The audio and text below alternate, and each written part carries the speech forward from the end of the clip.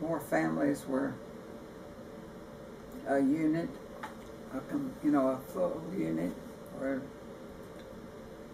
course, I'm sure there were widows and all of that, but on a general rule, you had the traditional families, and everybody, had a part in helping with work on those farms and all. Some of the farms, there were different areas, and such a large county that just the time it took to go to places, that was, was part of the time that I spent. Was the time to drive there, drive home again. One thing I remember particularly, there's one area, the southern part of that county, that is largely sandy land, and I actually got stuck in a sandy road just when the sun was going down. I can see that picture in my mind right now. But I was lucky. I think I was lucky many times, but this was one time because a man came along with a team of mules, and he very kindly pulled me out, and I got on home before dark. But did you have to keep track of your miles? Yes, I did. We did keep a mileage, and so we were reimbursed for, that was all figured in our cost. I mean, our way, what we earned. Back in the late 30s, early 40s now, what was the price of gas? I wish I could really remember, but something like 18 cents a gallon comes in my mind. I don't know. I hesitate to say that it was that, but because I really don't remember. But everything was so much less. I do remember that ground meat, hamburger meat, was 15 cents a pound, and sirloin steak could be bought for 25 cents a pound. Those are the figures I remember. And this is a completely different subject, but it's about cost. A long-distance telephone call, to call somebody from Texas to their relatives in California. Well, I didn't have any calls like that, so that I just wouldn't have any idea at all. The man I later married, I was still, when I went through two places where I was living that I was not meeting the young people of the community, and had not met any that were unattached, shall I say. Where are we talking about? Well, both places where I lived. So I had kept in touch with him by letter writing, and since he was living in New Braunfels, which had always been a place I liked to go and did go to visit my relatives, there were times when I came to visit my cousin here, and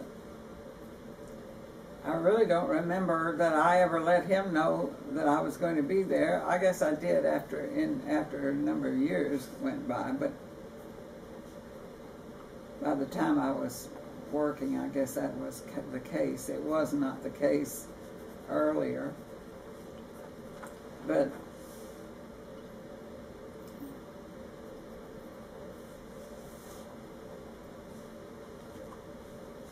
if he knew I was in New Braunfels, he was there. He would come find me. But how did y'all meet? By the time that I was starting to, kind of wish to be married, we were writing letters every day and a special delivery on Sunday. This is you and Leroy? Yes. And again, you all met where? We met being in a wedding the day before I went to university. But like, you know, I don't pretend that started a romance right then. That's, but something got you all to writing letters. well, we needed, he told me he also was scared, afraid of girls, so I don't know. Anyway, his mother must have thought it was a good thing, because I started to say that the other day, because she had brought him over to Wimberley when I was a Girl Scout counselor in Wimberley at the Girl Scout camp in the summer after my second year in college.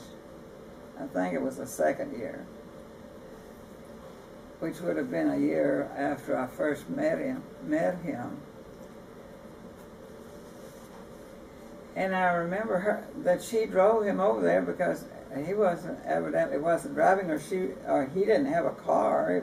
They were in her car, and the two of them came together, because I remember that she even suggested that they take me home with them for the weekend. And oops, I've got it. Okay, there we go.